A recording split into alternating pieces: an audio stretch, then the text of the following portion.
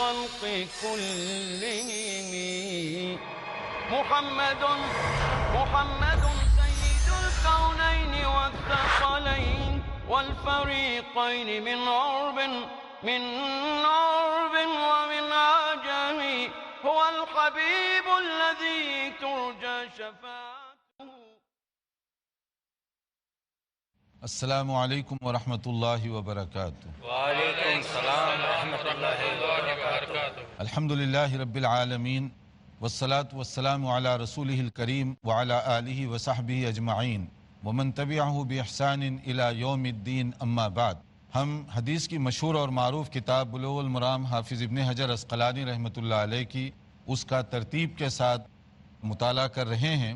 تو اس میں ہم کتاب الوضو پر پہنچے اور وضو کے سلسلے میں جو چند اہم باتیں اس سے پہلے کے لیکچر میں دہرائی گئی ہیں اسی سلسلے کو ہم آگے بڑھاتے ہیں.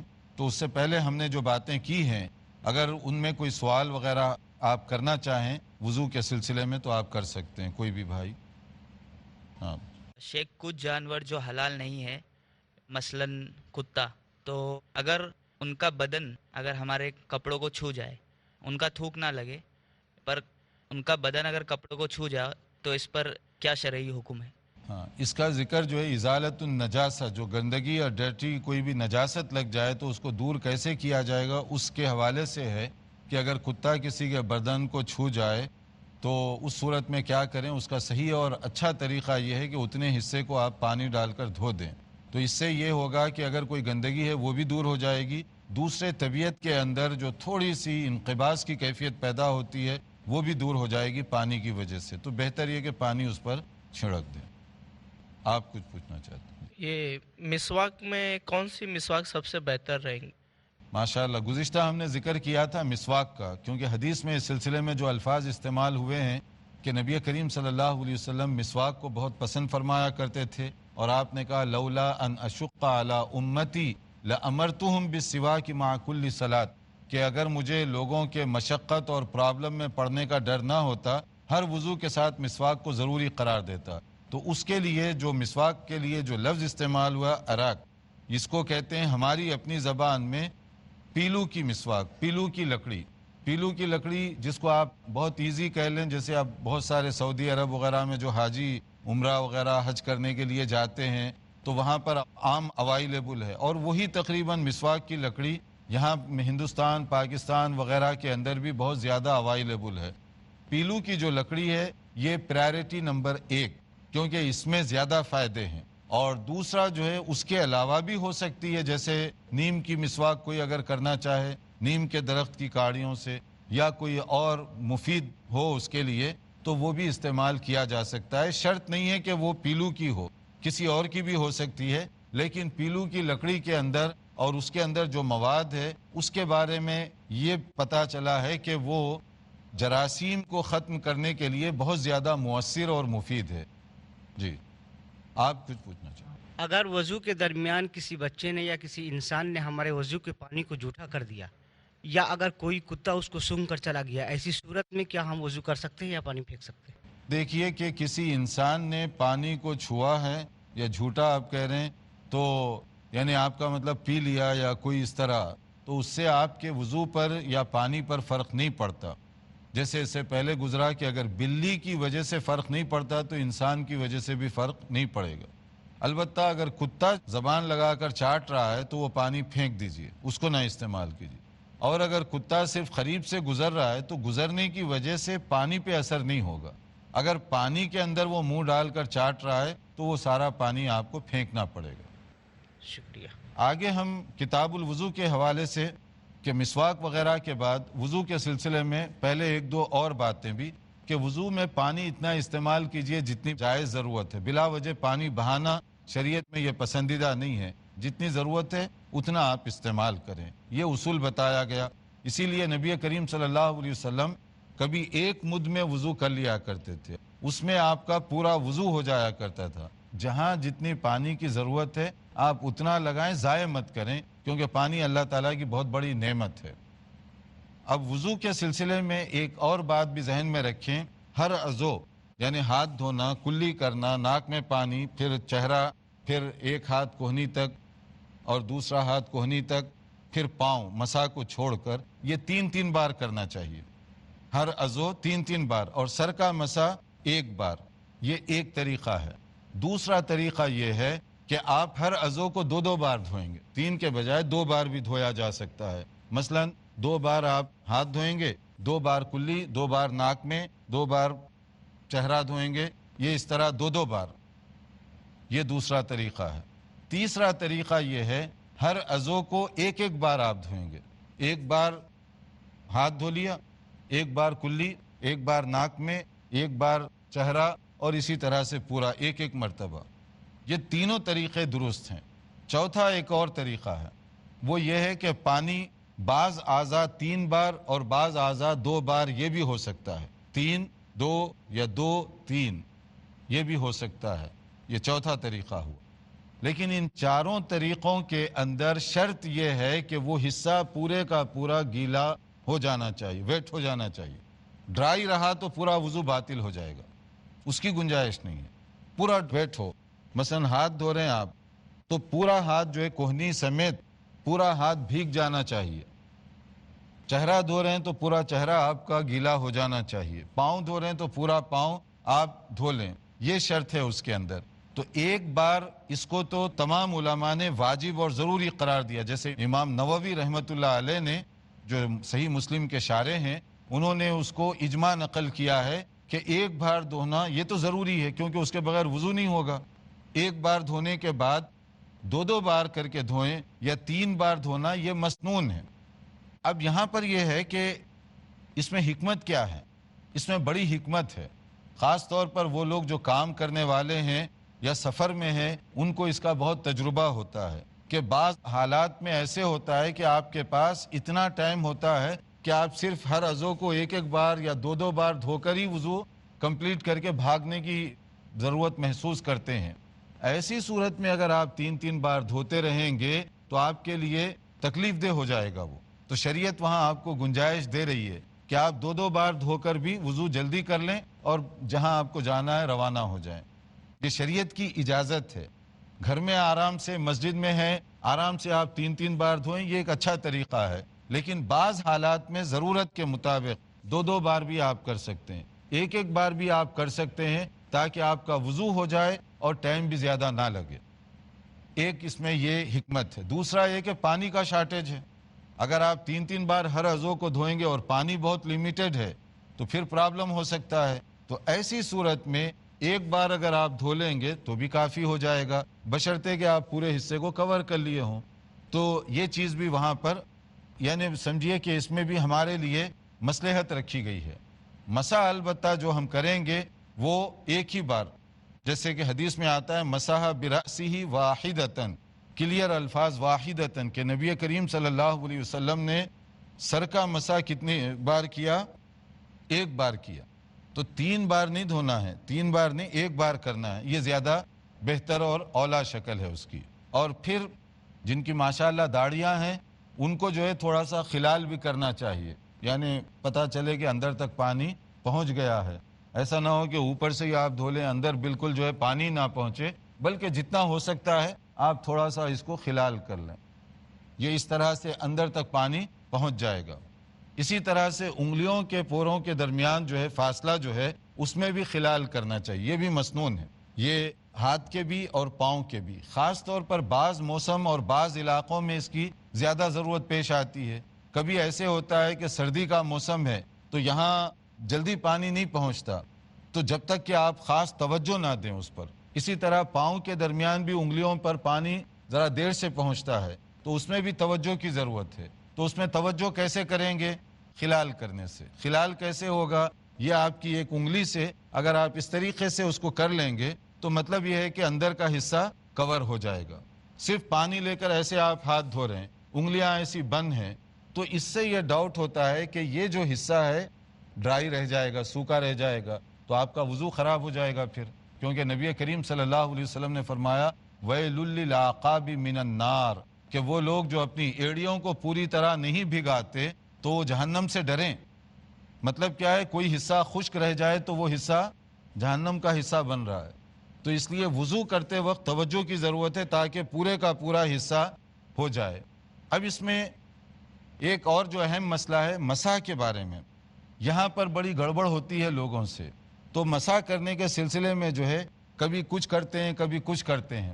تو ایک بات تو یہ رکھیں کہ زیادہ بہتر اور صحیح ہے کہ مسح کرنے کے لیے بھی جیسے آپ فریش واٹر تو لیں گے، یعنی اپنے ہاتھ دھو لیے کوہنی تک، اس کے بعد تازہ پانی سے یعنی انگلیوں کو بھگا کر پھر مسح شروع کریں گے. یہ نہیں ہوگا آپ کا کہ وہی جو گیلے ہاتھ ہیں جو شروع سے چلے آ رہے ہیں ویسے ہی لے کر آپ پھیر دیں، ایسے نہیں، فریش پانی لیں گے اس کے لیے. اور دوسرا یہ کہ کان کے لیے الگ پانی کی ضرورت نہیں ہے، جیسے حدیث کے مطابق اور اکثر ائمہ اس کے اندر ان کی یہی تائید ہے کہ جیسے امام ابو حنیفہ رحمۃ اللہ علیہ وغیرہ ان کا یہی ہے کہ ایک ہی پانی سر اور کانوں کے لیے کافی ہو جائے گا، الگ سے لینے کی ضرورت اس میں نہیں پڑے گی کہ سر کا کرنے کے لیے الگ لیں پھر کان کا کرنے کے لیے الگ کریں. لیکن امام شافعی رحمۃ اللہ علیہ وغیرہ کا خیال ہے کہ اگر الگ لے لیں تو زیادہ بہتر ہے، مگر حدیث میں چونکہ کلیئر ہے ایک بار کا، تو اس لیے ایک بار لے لیں. اور الاذنان من الراس، کان کا جو حکم ہے وہ کیا ہے؟ سر کا حکم ہے، تو اسی میں وہ کور ہو جائے گا، ایک بار کافی ہو جائے گا. اب اس میں مسح کے بارے میں ایک اور بھی ہے کہ مسح شروع کہاں سے ہوگا اور ختم کہاں پر ہوگا، کیونکہ اس میں بھی زیادہ تر جو ہے گڑبڑ ہوتی ہے. تو نبی کریم صلی اللہ علیہ وسلم عموماً جو مسح فرمایا کرتے تھے، جیسے اس سے پہلے ہم نے بتایا کہ یہ بہت ہی اہم ہے اور بہت سارے لوگ اس کے اندر مختلف قسم کی غلطیاں کرتے ہیں، تو عموماً لوگ اس پر زیادہ توجہ نہیں دیتے، جبکہ اگر ہم اس پر توجہ دیں تو ہم صحیح طور پر وضو کر سکتے ہیں. کہ نبی کریم صلی اللہ علیہ وسلم اپنا جو مسح فرمایا کرتے تھے وہ سر کے شروع کے حصے سے اور پھر وہ جاتے جاتے جہاں بال ختم ہوتے ہیں، قفا یہ گدی کا حصہ، یعنی جہاں بال ختم ہو رہے ہیں آپ کے وہاں تک. تو اس کا صحیح طریقہ یہ ہوگا کہ آپ پانی سے لے کر یہاں سے لے جائیں گے اس کو شروع سے، اور یہاں لے جانے کے بعد جہاں بال آپ کے ختم ہو رہے ہیں یہاں تک ہاتھ جائے گا، پھر اس کو ایسے ہی واپس لے آگے. پھر اس کے بعد آپ یہ جو انگلیاں ہیں سباحتین، یہ جو انگلیاں ہیں شہادت کی انگلیاں جس کو ہم لوگ کہتے ہیں، یہ کان کے اندرونی حصے میں اور انگوٹھا اوپر کے حصے میں اس طرح سے کر کے یہ اوپر کے حصے سے آپ اس کو کور کریں گے. یہ ہو گیا سر کا مسح، یہ حدیث کے مطابق مسح ہے. یہاں کے بعد پھر کچھ نہیں ہے، ادھر نہیں ہے ایسا جو موسٹلی لوگ اس طرح سے کرتے ہیں، کوئی صحیح حدیث نہیں ہے نبی صلی اللہ علیہ وسلم سے. پھر اس کے بعد آپ پاؤں کو دھوئیں گے.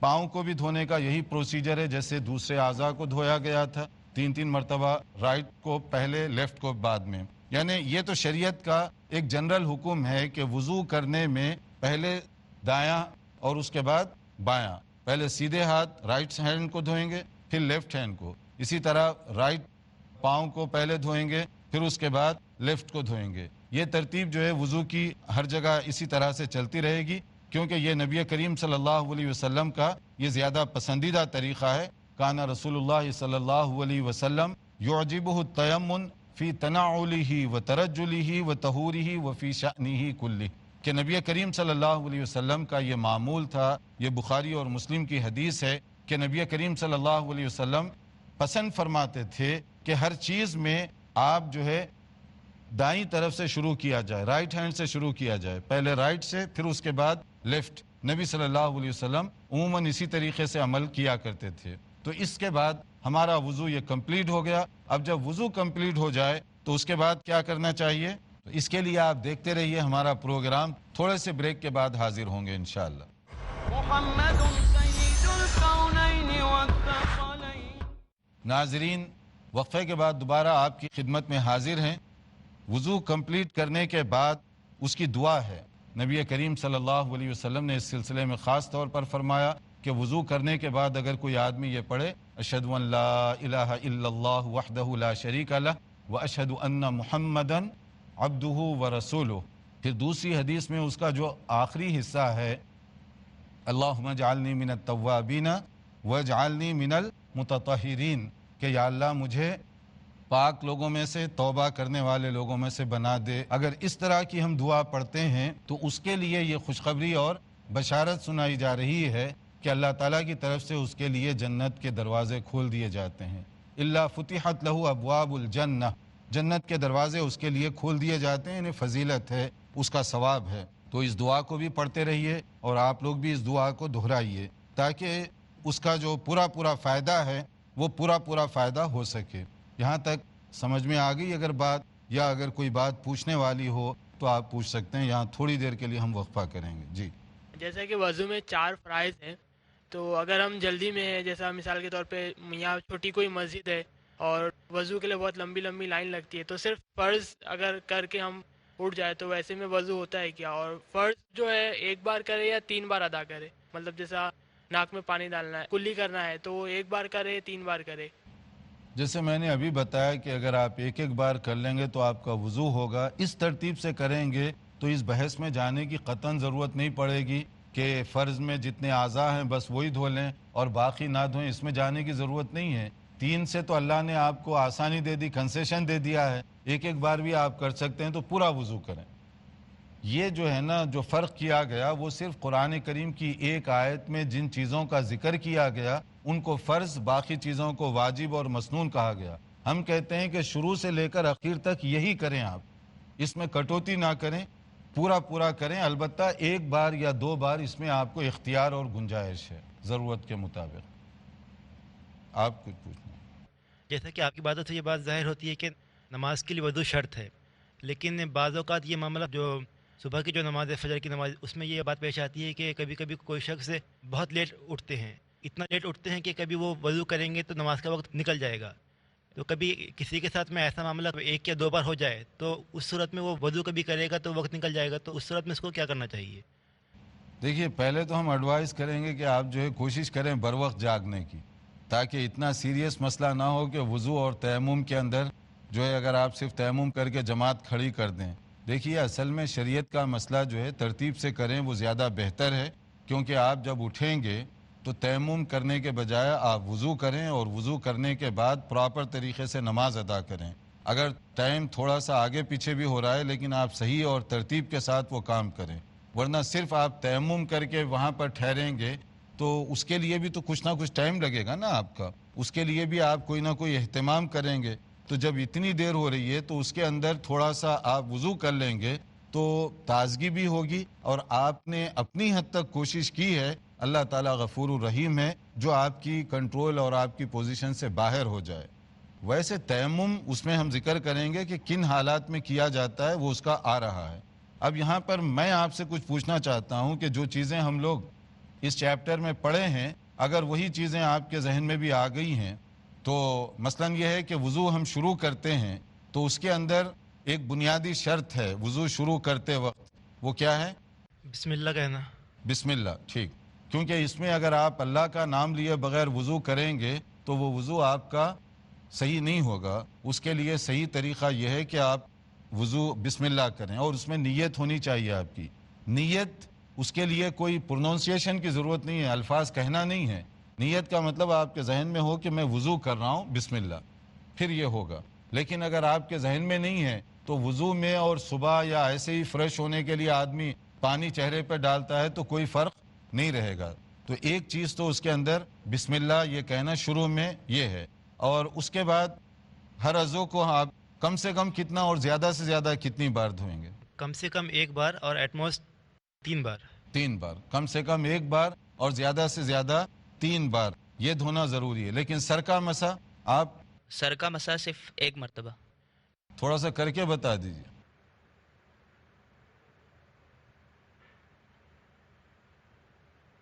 ہو گیا سر کا مسا. اس کے بعد پھر گردن اردن نہیں آ رہی بیچ میں. جی. مسواک کا حکم ہم کیا سمجھیں گے؟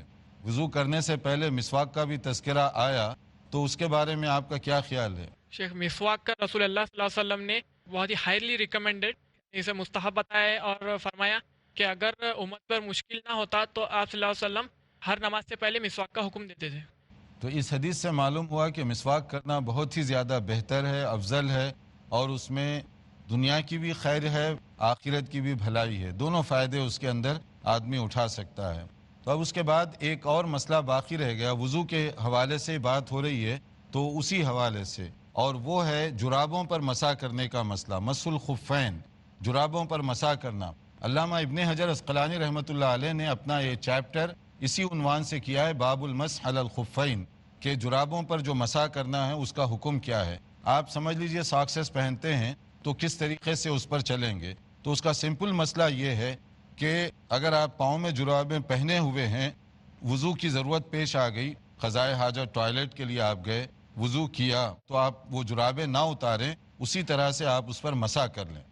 یعنی ویٹ پانی تھوڑا سا لے کر اپنی انگلیوں پر پھر اسی طرح پاؤں پہ ایسے پھیر لیں, دونوں پاؤں پہ, رائٹ اور لیفٹ, تو یہ آپ کے جرابوں پر مسح ہو جائے گا. اس کے لیے شریعت یہ کہہ رہی ہے کہ جو مسافر ہے اگر وہ 3 دن تک کرنا چاہے تو ایسے ہی کر سکتا ہے. مثلا آپ حالت سفر میں ٹریولنگ پوزیشن میں ہیں اور آپ نے جرابیں نہیں اتاری, ویسے ہی بوٹ پہنے ہوئے ہیں, تو آپ وضو کی ضرورت پڑ رہی تو 3 دن تک گنجائش ہے اس طرح کرنے کی. اور اگر آپ اپنے علاقے میں ہیں, مقیم ہیں, اپنی بستی میں ہیں, تو وہاں آپ کو اس کی 1 دن کی اجازت ہے. پورے دن میں جتنی بار بھی آپ وضو کریں اگر اس پہ صرف مسح کر لیں تو یہ کافی ہے. اس کے لیے صرف شرط یہ رکھی گئی ہے کہ جب آپ پہلی بار جرابیں پہن رہے ہوں اس وقت آپ وضو کریں, فریش وضو کریں, پاؤں دھوئیں, پھر جرابیں پہن لیں. تو اس کے بعد جتنی بھی مرتبہ ضرورت پیش آئے گی اگر آپ جرابیں نہیں نکالے ہیں تو پھر آپ جو ہے صرف مسح کر لیں تو یہ کافی ہو جائے گا. یہاں اس کے بعد ایک مسئلہ ہے کہ جرابیں کیسی ہوں. شریعت اس پہ بحث نہیں کر رہی ہے. یہ جو ہے نا شریعت میں بہت فلیکسیبلٹی اور گنجائش دی گئی. جرابیں چاہے لیدر کی ہوں, چاہے آپ کی کاٹن کی ہوں, چاہے وول کی ہوں, جو نارملی آپ پاؤں میں پہنتے ہیں اس پر آپ مسح کر سکتے ہیں.